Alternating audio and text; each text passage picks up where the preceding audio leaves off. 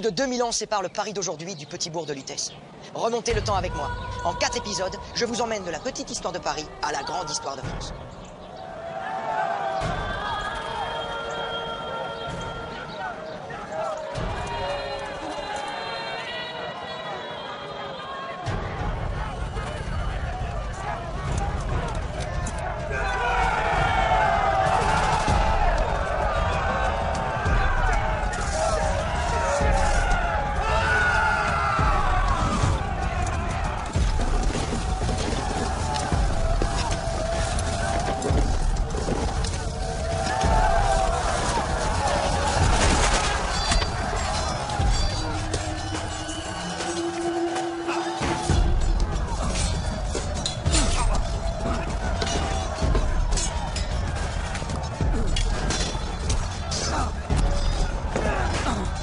C'est en 52 avant notre ère que les Romains s'attaquent au Paris.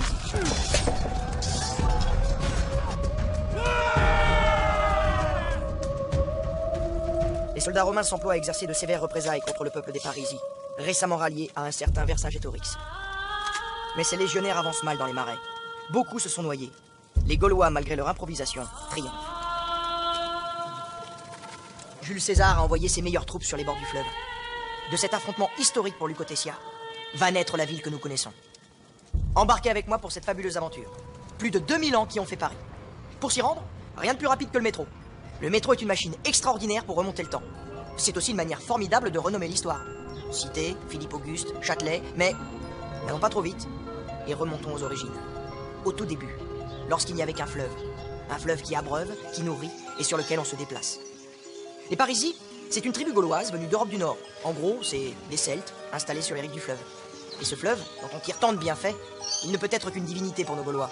Aussi, on aime et on vénère la déesse Sequana, la Seine. Mais l'oppidum des Parisis, construit sur les rives de la Seine, était-il véritablement situé à l'emplacement du Paris d'aujourd'hui? Pas si sûr. Si pendant des siècles, les historiens ont répété que la ville des origines se situait sur l'île de la Cité, force fut de constater qu'on avait beau creuser et creuser encore, pas la moindre trace de la fameuse agglomération gauloise. Et pour cause, pour trouver la vraie ville gauloise, il faut suivre le cours de la Seine à quelques kilomètres de là. Il semblerait que c'est ici, dans ce vaste méandre, qu'est né Paris. Alors, bienvenue à Lucotessia, la ville gauloise. Nous devons la découverte de cette cité gauloise au chantier de construction du super périphérique parisien. En 2003, les travaux de l'A86 exhument les restes d'une importante ville. Au milieu des maisons, les archéologues ont identifié un espace vide entouré de fossés et de palissades. La présence d'une broche à rôtir et d'une fourchette à chaudron à cet endroit laisse à penser qu'il s'agissait d'une place réservée aux banquets pris en commun. L'implantation de Lutèce à Nanterre, dans la boucle fluviale de Gennevilliers, qui était bien plus accentuée qu'aujourd'hui, répondait à une double exigence. D'abord, une sécurité géographique, offerte par le fleuve et par le mont Valérien. Mais surtout, un double accès à l'eau, source de richesse et axe d'échange. Quel choc pour les Parisiens. Dire que les premières traces de la ville la plus importante des Parisis étaient enfouies dans le sous-sol de Nanterre. Mais revenons aux prémices de notre histoire. Depuis qu'ils ont dû battre en retraite dans les marais, les Romains, sonnés par la défaite, veulent leur revanche. Comment oser paraître devant César sans gloire et couvert de honte? Le général Labienus réunit ses officiers et les exhorte au combat. Nul renfort ne peut être espéré. C'est à nous d'écraser les Gaulois, légionnaires. Triompher des barbares pour la gloire de l'Empire. Rome vous couronnera de lauriers. Dans le camp gaulois, la joie de la victoire efface la douleur et la peine du combat. Mais ils ignorent que les Romains galvanisés contournent le marais et préparent une deuxième offensive, s'emparer de la cité et leur obsession. Pour Camulogène, le vieux chef gaulois, il est impensable de livrer l'oppidum. Comment s'y résoudre, après s'être tant battu pour son indépendance? Mettez le feu à nos 2 ponts sur la Seine. Mettez le feu à vos maisons. Camulogène, le grand militaire, se résout à l'inimaginable.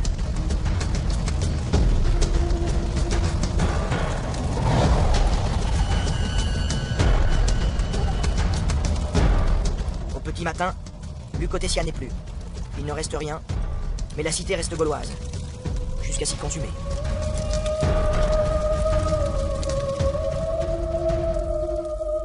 La ville est réduite en cendres. Pourtant, peu après, non loin de ces décombres, se joue l'affrontement final pour un bien curieux enjeu. Posséder une ville qui n'existe plus. Les légions romaines défient encore les opiniâtres gaulois, sur la plaine de Garanella, au bord de la Seine. Le choc est épouvantable. Le sang coule et abreuve la terre. Les Romains, face à l'armée gauloise, les attaquent aussi par derrière. Ils leur interdisent dès lors toute retraite. Le combat tourne au carnage, tandis que s'élève la longue plainte des blessés de la plaine de Garanella. Au soleil couchant, au milieu de flèches et javelots brisés, gisent des milliers de cadavres gaulois. Parmi ceux-ci, Camulogène, mort les armes à la main jusqu'au bout, pour une Lutèce déjà détruite. Plus tard, on baptisera la plaine de Grenelle Champ de Mars. Le champ de la guerre. Et c'est à cet endroit, au milieu des restes gaulois, que se dresse aujourd'hui la Tour Eiffel. Pour moi, la Tour Eiffel est un monument à la gloire de ces guerriers du passé. Bientôt, la bataille d'Alésia aura définitivement raison de la résistance gauloise. Et Vercingétorix, leur chef, mourra étranglé dans une prison romaine. Dans la Gaule désormais conquise, les Romains veulent reconstruire Lucotétia. Mais on s'interroge. Pourquoi ne pas opter pour un nouvel emplacement beaucoup plus favorable? Car près du Champ de Mars, où les Romains ont remporté la victoire, se trouve un chapelet de petits îlots, rendant le franchissement du fleuve plus facile.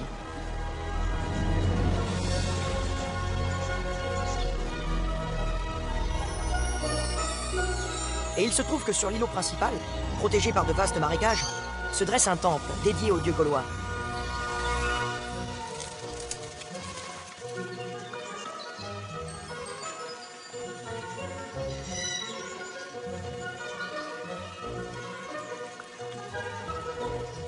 Alors les Parisis, incités par les Romains victorieux, viennent se regrouper autour de ce lieu de foi et de dévotion.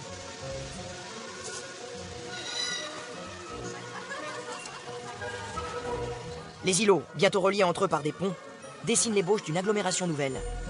Ce ne sera plus Lucotétia, agglomération gauloise, mais Lutèce, ville gallo-romaine. Elle émerge, lentement, de cette langue de terre perdue au milieu des eaux, qui sera un jour l'île de la cité.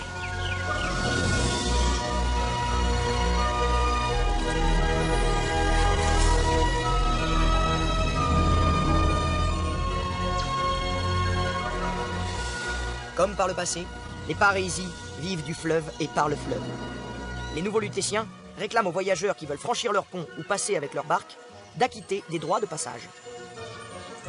Plus tard, la devise de Paris, fluctuat nec mergitur, elle tangue mais ne coule pas, se voudra l'héritage de ce lien originel et nécessaire avec le fleuve.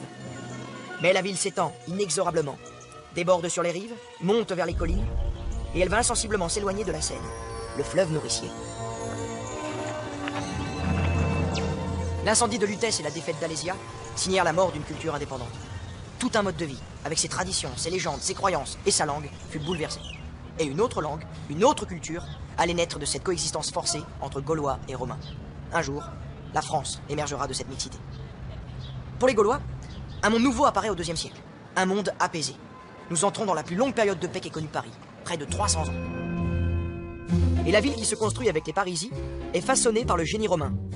Les Gaulois occupent les îlots posés sur la Seine, les Romains occupent la rive gauche. Ils ont le regard fixé vers le sud. Et cette place d'Italie se situe sur la route qui mène à Rome. C'est la Via Romana. La Via Romana relie la Gaule à Rome en passant par Lyon. Et cette route des Romains, des Italiens, deviendra à cet endroit la place d'Italie.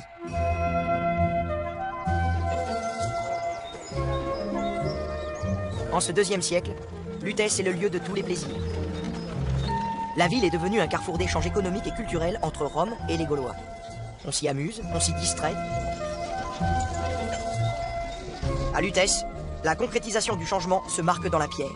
Le siècle qui s'ouvre présente une ère inattendue de paix, de conciliation et de construction. Et le voyageur a immédiatement le regard attiré par une construction gigantesque. L'amphithéâtre. Dressé sur le plat, entre la colline et le fleuve, un peu à l'écart de la ville, il offre un visuel étonnant à tout spectateur. Il suffit de franchir l'une des deux larges entrées pour s'en faire une idée.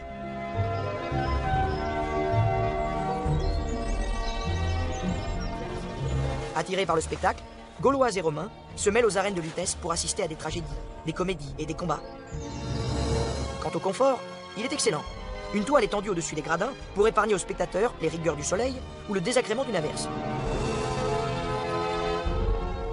Assis sur ces gradins, en arc de cercle, cet amphithéâtre, le plus beau et le plus riche de toute la Gaule, est constitué de pierres sculptées, de colonnes couvertes de tuiles, de statues offertes à l'adoration des dieux. Et quelle maîtrise technique! Des niches creusées dans le mur au fond de la scène favorisent une parfaite acoustique. Les combats de gladiateurs et de bêtes sauvages ont depuis toujours les faveurs du public. Et le meilleur, c'est quand les gladiateurs sont disposés à s'entretuer. Le public admire le courage et l'habileté de ces superstars. Les gladiateurs viennent d'horizons divers, hommes libres ou esclaves, car dans l'arène, seul compte la valeur du combattant. Les plus illustres gagnent la gloire, d'autres la liberté. Les perdants n'y gagnent que la mort. En l'an 280, les arènes de Lutèce seront détruites lors des invasions barbares. Et le temps fit son œuvre. Longtemps on crut que tout avait disparu, qu'il ne restait plus rien de ces arènes. Mais non, elles vont savoir réapparaître et s'imposer dans le paysage parisien. En 1860, lors du percement de la rue Monge dans le 5e arrondissement, les ouvriers tombèrent sur des restes bien étranges.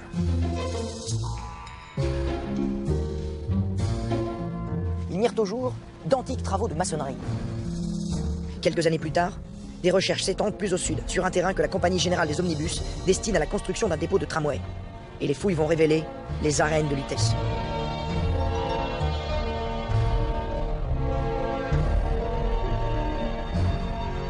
Mais la municipalité ne s'inquiète guère de cette extraordinaire découverte. L'important est de créer une rue droite et large. Dans cette folie de construction et de remaniement, qui se soucie de préserver quelques vestiges antiques? Hélas, une partie fut bel et bien livrée aux pioches des démolisseurs. C'est toutes les arènes qui risquaient d'y passer. C'est alors que Victor Hugo intervint. En 1883, l'auteur de Notre-Dame de Paris adresse une lettre au conseil municipal de la capitale. Il n'est pas possible que Paris, ville de l'avenir, renonce à la preuve vivante qu'elle a été la ville du passé. Le passé amène l'avenir. Les arènes sont l'antique marque de la grande ville. C'est un monument unique. Il n'a pas tort. Dans l'Antiquité, les arènes de Lutèce sont un des plus impressionnants amphithéâtres de la Gaule, capable d'accueillir 17 000 spectateurs. La scène de théâtre, élevée sur un podium, fait plus de 41 mètres de longueur. Et c'est au centre, sur son immense piste de forme elliptique de près de 53 mètres par 47, que les plus acharnés combats d'hommes et d'animaux se livrent.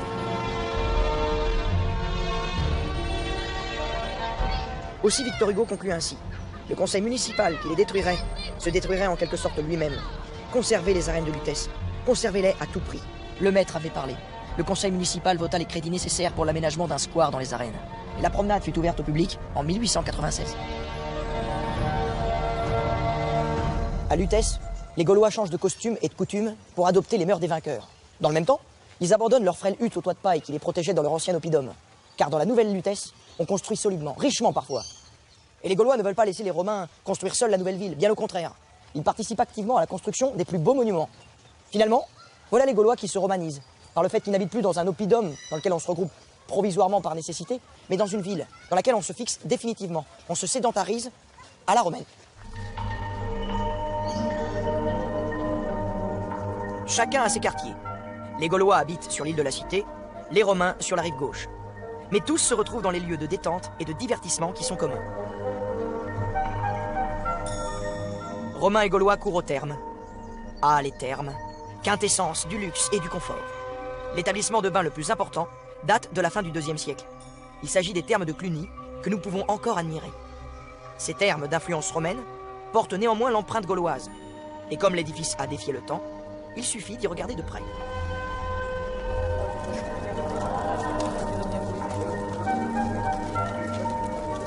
Ouverts le plus souvent à tous et gratuitement, ces thermes constituent alors un espace de détente et de loisirs. C'est un point de rencontre et un lieu d'hygiène.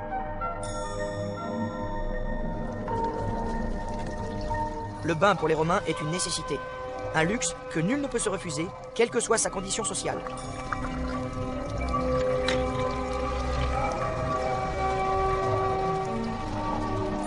Après un peu d'exercice physique, on passe volontiers de la salle tiède, le tépidarium, à la salle chaude, le caldarium, puis à la salle froide, le frigidarium. Et enfin, à la salle de repos, où on se retrouve entre amis. On joue au dé, on lit, on s'y restaure, on peut même y traiter d'affaires, mais avant tout, on s'y délasse. Ces termes sont évidemment d'influence romaine, mais on aurait tort de n'y voir qu'une pure implantation de l'occupant sur une population. Les Parisis ont participé eux-mêmes à la construction de l'édifice qui a défié le temps. Les Parisis étaient conscients de prendre leur destin en main. Ils supervisaient eux aussi la construction et la gestion de la ville. C'est sûrement dû à cette vitalité que Lutèce est devenu Paris.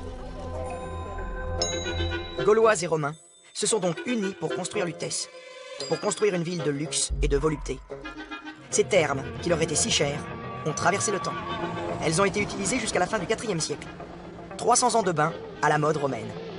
Mais les termes n'ont jamais cessé d'être occupés.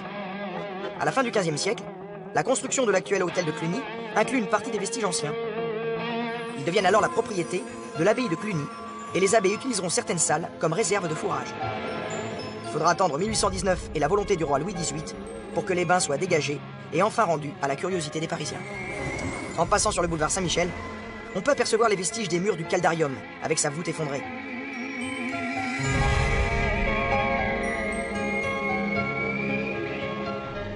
Pénétrons maintenant dans le Frigidarium. La fresque en hommage à la corporation des Nautes nous observe.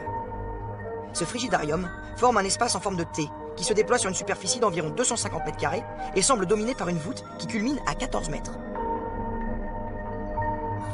C'est grand, c'est confortable, c'est impressionnant, c'est à la romaine. Les restaurations menées au début des années 2000 ont permis de mieux connaître les lieux. On a ainsi pu comprendre les jeux de lumière et les agencements de couleurs. Les sous-sols nous font entrer dans les coulisses. C'est ici l'envers du décor. La machinerie de ce théâtre d'eau avec ses réseaux hydrauliques et ses égouts. Et puis, après avoir goûté au charme des thermes, les Lutéciens remontent un peu plus haut et gravissent notre montagne Sainte-Geneviève. Ils pénètrent alors dans le Forum, centre vivant et animé de la ville gallo-romaine. Il s'agit d'une vaste esplanade entourée d'un portique à colonnes. Le mur d'enceinte est bordé sur deux côtés par une galerie couverte sous laquelle se succèdent des boutiques. Et les Lutétiennes qui n'ont pas changé viennent ici faire du shopping. Le Forum est aussi un espace public. Il sert à des cérémonies officielles et religieuses. Et l'on aime s'y retrouver. Sa place de 60 mètres de long s'y prête bien. Elle est en plus bien située, proche du temple comme des tribunaux. Quant au Forum, il subira, hélas, les exigences des hommes et des époques. Son souvenir repose aujourd'hui au 61 boulevard Saint-Michel, dans l'accès au parking Vinci. Un morceau du mur d'enceinte de ce Forum a été conservé. Maigre consolation. Sur l'île de la Cité, l'extension de l'agglomération est limitée. Sur la rive gauche, en revanche, on peut gagner de l'espace. La voie principale est le Cardo Maximus, qui traverse la ville du nord au sud. C'est le nerf de l'agglomération, sa colonne vertébrale. Tout ce qui va à Lutèce passe par le Cardo, tout ce qui part de Lutèce passe par le Cardo.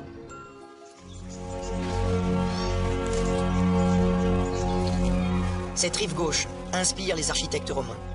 Ils se lancent dans l'aventure avec enthousiasme. Ici, on travaille la pierre avec talent.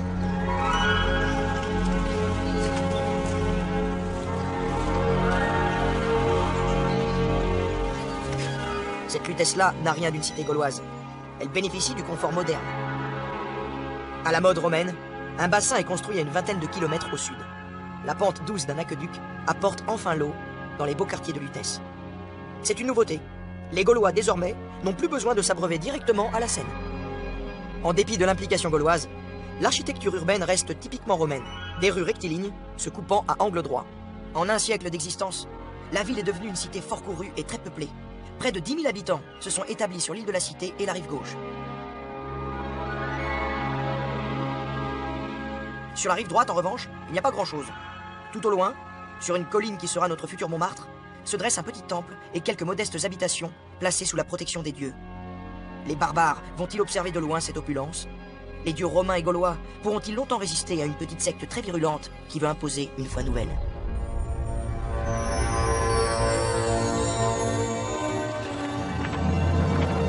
Après une longue période de paix, la Gaule est menacée par une vague de migration. L'Empire romain entre dans une période troublée. Et le christianisme qui se répand contribue à fissurer une unité bien difficile à maintenir. Au milieu du IIIe siècle, Lutèce est devenue une ville importante. Suffisamment pour que l'on songe à venir évangéliser sa population. Car ici, on adore encore majoritairement Toutatis et Jupiter. Dieux gaulois et dieux romains sont honorés sur les mêmes autels. Et ça donne un cocktail assez réussi.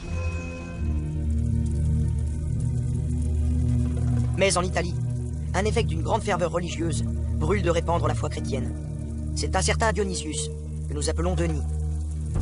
Prêt à transmettre l'évangile, à convertir, il implore aux pieds de l'évêque de Rome une mission de catéchisation. Les persécutions envers les chrétiens le tourmentent. Il est question de torture en public. On reproche aux chrétiens de s'écarter de l'ordre social, de ne pas sacrifier aux rites de la religion romaine. Notre évêque de Rome a donc mieux à faire que de répondre à un exalté.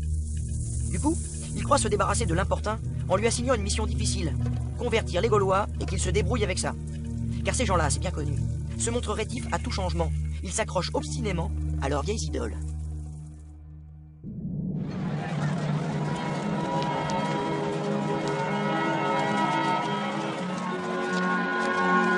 Motivé, Denis et 2 compagnons entrent à Lutèce vers 250.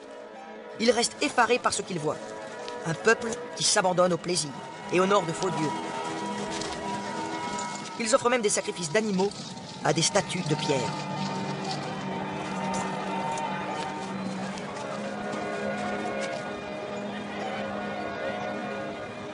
Mais le danger guette. À Lutèce aussi, les chrétiens sont persécutés.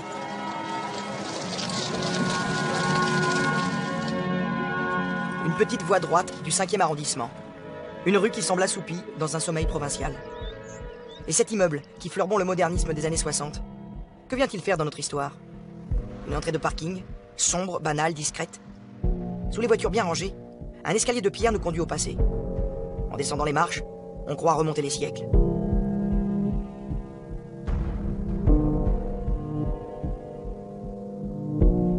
Et nous pénétrons dans la première cathédrale de Paris. Dans ses profondeurs, en ces lieux souterrains transformés par la piété des hommes, Saint-Denis prêcha en secret la foi du Christ. Et puisque Saint-Denis fut le premier évêque de Paris, l'église clandestine dans laquelle il catéchisa dès l'an 250 fut bien la première cathédrale de la capitale. Des siècles de dévotion ont ici révéré le souvenir du saint.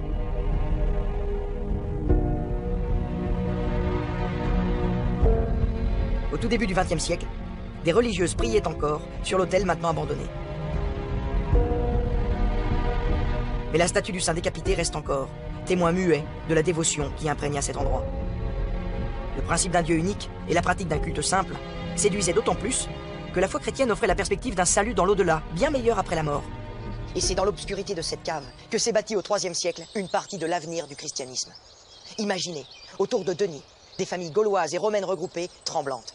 Elles se sont résolues au baptême secret, malgré les menaces réelles de persécution. La pratique du culte de cette église primitive est d'une grande simplicité. Les fidèles se réunissent dans une cave ou dans la maison de l'un d'entre eux. On y accueille les nouveaux convertis en les baptisant. On y pratique un repas fraternel, l'Eucharistie, au cours duquel on communie. On y dit des prières. Bienvenue dans notre cathédrale, mes chers frères et sœurs. Aujourd'hui, Lorsque Denis parle, dans sa cathédrale souterraine, il convainc. Animé par la profondeur de sa foi, il cherche à éveiller une conscience spirituelle, un amour du Dieu unique qui conduira le croyant sur le chemin de la félicité. Et peu importe le lieu où il prêche, puisque le monde entier est l'ouvrage de Dieu.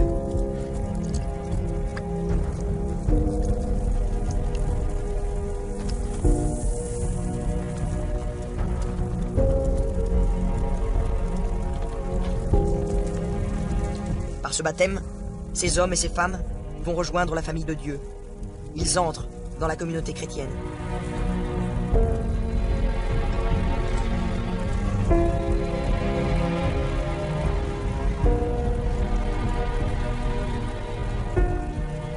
Par le baptême, les péchés sont pardonnés et l'on reçoit le don de l'Esprit en s'unissant au Christ mort et ressuscité, symbole d'une vie nouvelle.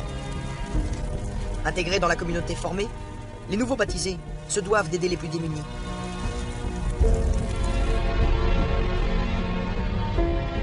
À cet endroit, une basilique s'élèvera, puis un village qui portera le nom de notre saint, Denis. Le chemin emprunté par Saint-Denis s'appellera la rue des Martyrs, et la colline où il a trépassé est devenue le mont des Martyrs, autrement dit, Montmartre.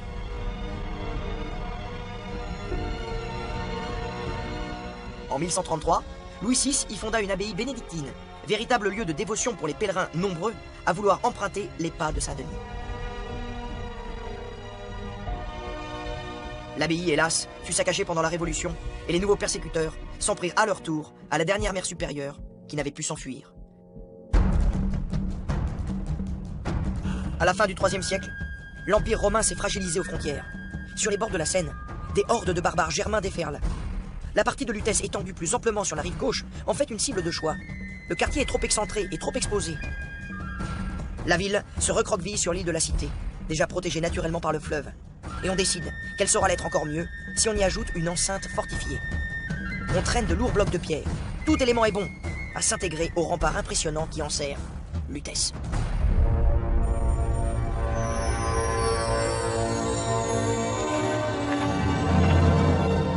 Lutèce est à l'abri, protégée par sa nouvelle fortification. Derrière moi, la station de métro Saint-Martin. Eh oui, Saint-Martin, une station de métro. En fait, pas vraiment. Elle est fermée depuis 1939. Et aujourd'hui, elle est gérée par l'armée du salut. Ces quais sont réservés à l'accueil des déshérités durant l'hiver. Les SDF peuvent ainsi y passer la nuit et trouver refuge et un peu de chaleur.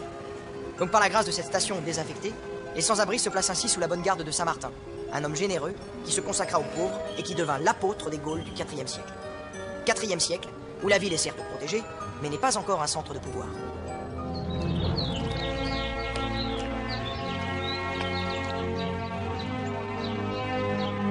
Une fois la Lutèce romaine dévastée sur sa rive gauche par les barbares qui se succèdent, on se demande, que va devenir la ville? Va-t-elle finir par disparaître, trop faible pour résister? Mais non. À la pointe extrême de l'île de la Cité, une villa romaine se dresse comme un rempart, un morceau d'Italie posé au cœur de la Gaule. En dépit de ses malheurs, la cité résiste. Dès le mois de janvier 358, Lutèce devient capitale. Le puissant Julien a été nommé empereur en Gaule par Constance, l'empereur de Rome. Et Julien adore Lutèce. Il aime la ville pour son île, proche et lointaine à la fois, accessible et isolée. Il aime la ville quand le fleuve se fait calme. Il aime la ville quand les eaux soudain tempétueuses se gonflent et viennent lécher les pans des maisons alignées sur les berges.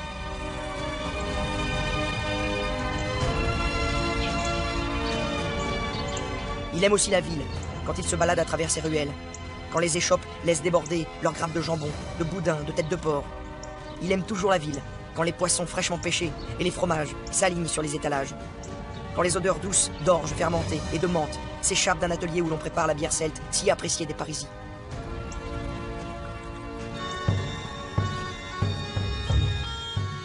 Son pouvoir, Julien l'exerce depuis son palais de l'île de la Cité. Lutèce devient le centre du pouvoir.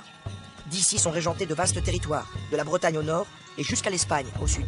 Entre batailles et expéditions, Julien vient se reposer à Lutèce.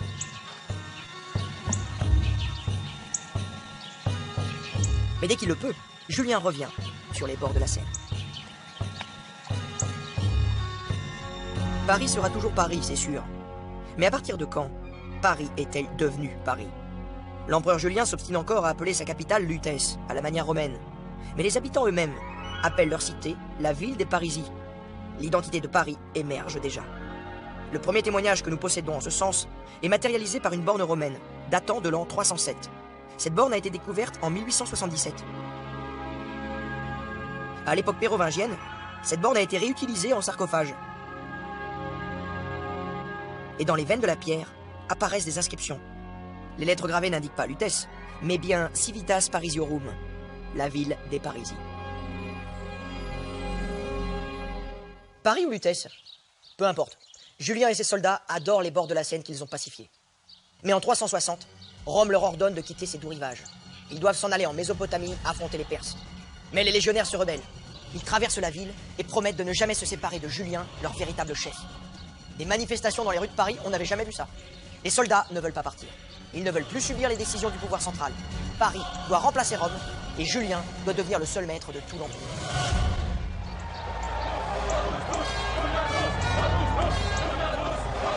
Julien Auguste. Par ce cri unanime, les soldats réclament Julien comme unique empereur. Bon administrateur et fin stratège, il a fait ses preuves au combat en repoussant les barbares. Devant tant de qualités, les légionnaires le reconnaissent comme seul chef légitime. Il doit emporter les attributs. Aussi demande-t-il à l'élu de ceindre le diadème. Mais quel diadème? Il faut le sacrer empereur à la place de l'empereur. J'ai cette plaque dorée qui embellissait le harnais de mon cheval, la voulez-vous? L'ornement d'un canasson, même en or, lui paraît indigne de sa grandeur. C'est alors qu'un centurion retire son collier torsadé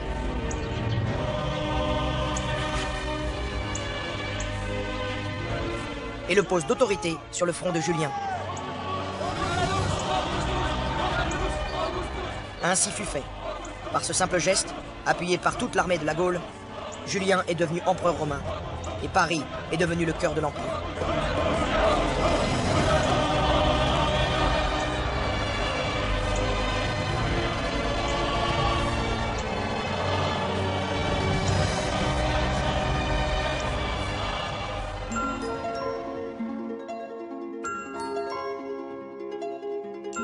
De la résidence de Julien, il ne reste rien. Mais l'endroit est demeuré palais à travers les siècles. C'est aujourd'hui le palais de justice de Paris, et il reste un grand monument. Tout comme la majorité de l'île, nous devons l'aspect du bâtiment actuel aux travaux du baron Haussmann, dans la seconde moitié du 19e siècle. Mais avant cela, sous les Francs, le palais est devenu résidence royale.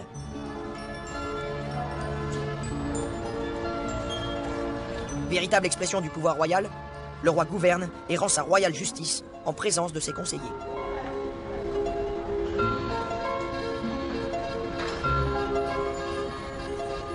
Et plus tard, Saint-Louis, réputé pour sa piété, ajoute au palais en 1248 la Sainte-Chapelle. Pour en revenir à notre empereur Julien, il n'a pas tellement eu l'occasion de profiter de son beau palais. Touché au foie par un javelot au cours d'une expédition contre les Perses, il meurt à l'âge de 31 ans, bien loin de sa chère Lutèce. Son successeur, Valentinien, va s'installer dans le palais de l'île de la Cité et promulguer des édits impériaux qui répandent partout le nom de Lutèce. Pour les Parisiens, leur ville est devenue le centre du monde. Même le monde religieux ne peut ignorer Paris, et les grandes figures du christianisme se doivent de passer par là. Et c'est ainsi que durant l'hiver 385, Martin, évêque de Tours, s'arrête à Paris. Dans une Gaule qui a adopté le christianisme, l'ami des pauvres est un personnage important. Marqué par une vocation chrétienne dès son jeune âge, Martin de Tours est entré dans l'armée sans envie.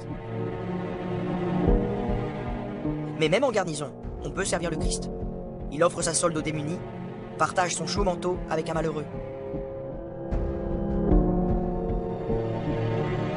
Vers 20 ans, il abandonne ses fonctions militaires pour devenir ermite avant de fonder des monastères. Il n'aura de cesse d'évangéliser la Gaule pour distinguer les déshérités de ses bienfaits. Si bien que les habitants de Tours le voient en saint homme et le nomment évêque sans qu'il l'ait voulu. Pour autant, il ne change rien à ses habitudes alors que sa réputation grandit. Arrivé à Paris, l'évêque s'arrête devant un lépreux agenouillé. Le prélat ne voit qu'un misérable lépreux, au visage défiguré. Il s'approche du malheureux, se penche sur lui et dépose sur sa joue abîmée un baiser fraternel avant de le bénir. Aussitôt, le lépreux est guéri et une légende vient de naître, la légende de Saint-Martin.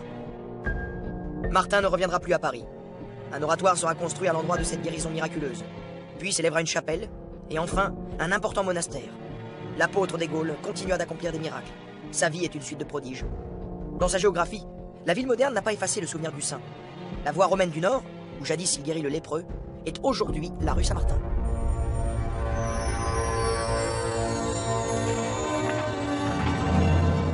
Nous voici enfin sur la rive droite, à la station Louvre-Rivoli, et nous quittons le monde romain pour entrer dans l'ère des Francs.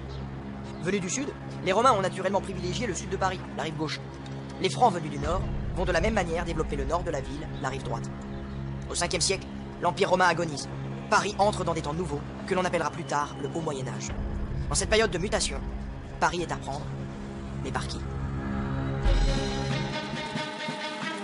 Childéric, fils de Mérové, est un roi franc régnant sur un petit territoire au nord de la Gaule, dont le centre est la Belgique actuelle. Il occupe une position importante liée au pouvoir romain. Mais l'homme est ambitieux. Prendre Paris est pour Childéric l'occasion d'assurer sa lignée, celle des Mérovingiens.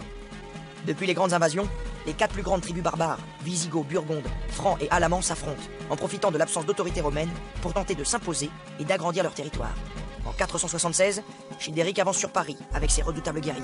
On tremble en répétant son nom, Childéric, qui signifie en francique « puissant à la guerre ». Avec ses hommes, le roi franc campe autour de la ville. Cet affrontement silencieux dure 10 ans. Childéric installe son camp retranché sur la rive droite de la Seine. Il dresse une haute tour de guet, un lover en langue franque, et de ce lover, nous ferons notre Louvre. Cette jeune femme de caractère, c'est Geneviève. Elle n'a rien du stratège militaire.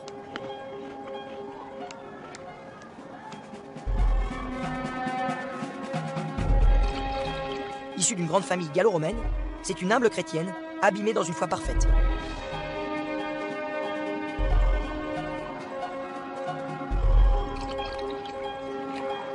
Elle sait que Dieu veille sur elle et sur le peuple. Armée de sa spiritualité et de sa bonté, elle dissuade Childéric d'entrer dans Paris. Cette folie entraînerait une guerre avec le général Syagrius, le dernier Romain à vouloir régenter la Gaule. Désormais, les Parisiens mettent toute leur confiance en Geneviève, celle qui a réussi à les protéger. Son charisme, sa foi chrétienne, son autorité et ses richesses lui permettent de prendre la haute main sur le destin de la ville.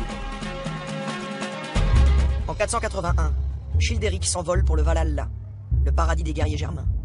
Il laisse à son fils Clovis le soin d'achever son œuvre. Du haut de son lover, Clovis contemple la cité plantée au milieu du fleuve. Il compte faire de Paris une cité franque. Après avoir écrasé Syagrius et les dernières troupes romaines en Gaule, Clovis lève le siège de Paris. Geneviève, la pieuse chrétienne, accepte avec soumission l'autorité du païen Clovis. Il faut dire qu'elle n'a pas vraiment le choix, obligée de céder devant la force des armes. Paris est dominé par Clovis et par une nouvelle culture, celle des Francs. Des Francs qui ont leur propre dieu. Mais au 5e siècle, le temps est à la christianisation du pays. À Paris, l'évêque Marcel va jouer un rôle essentiel dans la conversion de tout un peuple. Et pour retrouver la trace de l'évêque, il faut porter notre regard ici, au carrefour des Gobelins, à l'angle du boulevard Saint-Marcel. À l'époque, dans ces terrains hors les murs de la ville, les marais grouillent de bestioles plus ou moins sympathiques. Sous la vase des marais parisiens, un monstre impressionne les habitants. Leur imagination en fait un animal maléfique. L'évêque Marcel, peut-être particulièrement vigoureux ou alors très courageux, n'hésite pas. Pour démontrer la puissance du dieu unique, il assène 2 beaux coups de crosse sur la tête de la bête mystérieuse. Le monstre devient alors pour la légende pieuse un authentique dragon. Les païens, soulagés par le miracle accompli par Marcel, lui en attribuent généreusement d'autres et se convertissent volontiers, tant il a su être proche des petites gens. Canonisé pour avoir extirpé le mal du marais et libéré les riverains du monstre qui les menaçait, Saint Marcel devient le protecteur des habitants du quartier, lui qui savait si bien les rassembler. Et les habitants peuvent tout lui demander. À sa mort, en 436, l'évêque Marcel est enterré près de l'endroit où il a accompli son exploit. Très vite, on se précipite de toute la ville pour toucher le tombeau, demander la bonne fortune et la santé. Un oratoire est construit avec un petit autel. Certains fidèles vont même jusqu'à vouloir se faire enterrer à ses côtés. Peu à peu, se constitue le premier cimetière chrétien de la Gaule. Il n'y a hélas plus de traces visibles aujourd'hui, ni du cimetière, ni de l'oratoire. Mais reste en mémoire la vitalité des conversions que l'Église chrétienne lui doit.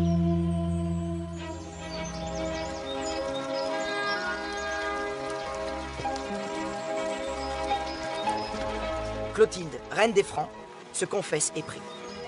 Elle veut offrir à son païen de mari l'exemple d'une parfaite dévote. Elle trouvera satisfaction.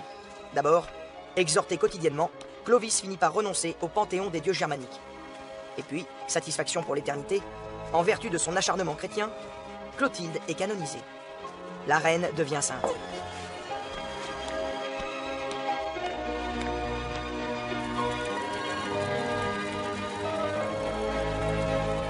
Mais revenons à Clovis, qui accepte le baptême à Reims.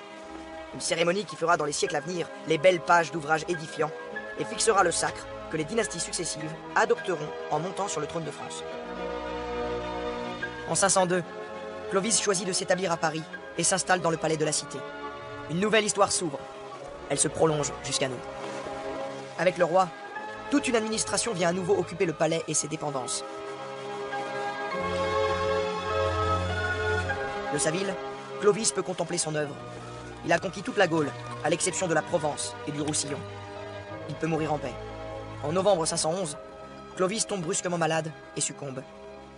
Que faire de la dépouille? On choisit de la garder à Paris. La présence du tombeau du premier roi chrétien rehaussera le prestige et la grandeur de la ville. Sainte-Geneviève et Clovis furent inhumés côte à côte sur le mont Lucotitius, notre montagne Sainte-Geneviève. Avec la conversion de Clovis, la royauté franque a gagné sa légitimité. Acceptée par le peuple gallo-romain et soutenue par l'Église, elle est devenue solide, au détriment des autres royautés barbares qui, elles, disparaissent. Pourtant, nos ancêtres n'ont pas manifesté une grande vénération pour la tombe du premier roi chrétien. Elle a disparu, on ne sait pas quand et on ne sait pas comment. En revanche, on connaît bien mieux l'histoire de la tombe de Sainte-Geneviève. Cette tombe, elle est là, toujours offerte à notre dévotion. À 2 pas du Panthéon, sous les voûtes de l'église Saint-Étienne-du-Mont, le souvenir de la sainte nous attend.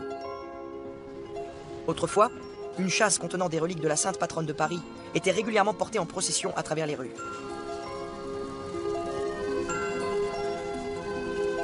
Le reliquaire fut hélas détruit en 1793 et les restes de la sainte brûlés en place de Grève. Le Moniteur, journal révolutionnaire, dans son édition du 15 Brumaire en 2, rapporte ainsi l'événement. Le transit de la patronne des Parisiens s'est opéré avec beaucoup de tranquillité et sans miracle par le comité révolutionnaire de la section de cette sainte docile. Le sarcophage de pierre, qui avait recueilli le corps de Geneviève, échappa à la fureur révolutionnaire.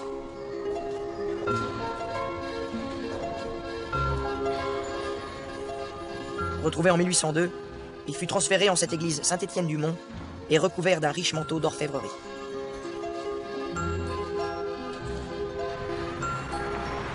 Que nous reste-t-il de Clovis aujourd'hui? Cette tour, dite Clovis, insérée dans le lycée Henri IV, fut autrefois un clocher. Nous avons devant les yeux le plus ancien vestige des transformations successives de l'église érigée par le premier roi chrétien franc. Clovis n'a pas connu ces pierres, c'est vrai, mais la base du monument, de style roman, remonte quand même au XIe siècle. Cette tour de 45 mètres de haut dominait alors l'abbaye Sainte-Geneviève. Une abbaye qui n'a pas disparu tout à fait. Les longues galeries, le cloître et quelques bâtiments ont été conservés pour devenir l'un des plus prestigieux lycées de tout l'Hexagone. Au-dessus des arcades se trouvaient les dortoirs des novices. En dessous était aménagée une nécropole où l'on enterrait les moines après une vie d'austérité et de renoncement. La tombe de Sainte-Geneviève et celle de Clovis se trouvaient approximativement sous l'entrée actuelle du lycée. Rêvons un peu. Un jour, des archéologues audacieux et chanceux retrouveront peut-être la tombe du premier roi chrétien franc qui repose en ces lieux depuis 1500 ans. Sur la rive gauche, un enchevêtrement de ruelles conduit au forum, aux thermes et aux arènes, devenus inutiles en ce 5e siècle. Les vestiges romains se dégradent lentement dans l'indifférence générale. En revanche, de nombreuses églises, monastères, oratoires et sanctuaires se sont élevés sur l'île de la Cité et partout sur les deux rives du fleuve. Paris se fait chrétienne, et avec ostentation. En 500 ans, la petite ville gallo-romaine est devenue une cité importante et une capitale. Un roi s'est installé sur l'île de la Cité. Lutèce est devenue Paris. Si les empires passent, Paris reste. Clovis a conquis quasiment toute la Gaule, le pays prend forme, ce sera bientôt la France. Ce qui semble une conclusion est au contraire le commencement de temps nouveau, plus inquiétant, mais plus exaltant encore. L'aventure de Paris ne fait que commencer. Demain, c'est Paris que les puissants convoiteront. C'est à Paris que les princes vont s'affronter. C'est à Paris que va s'exprimer la fureur populaire.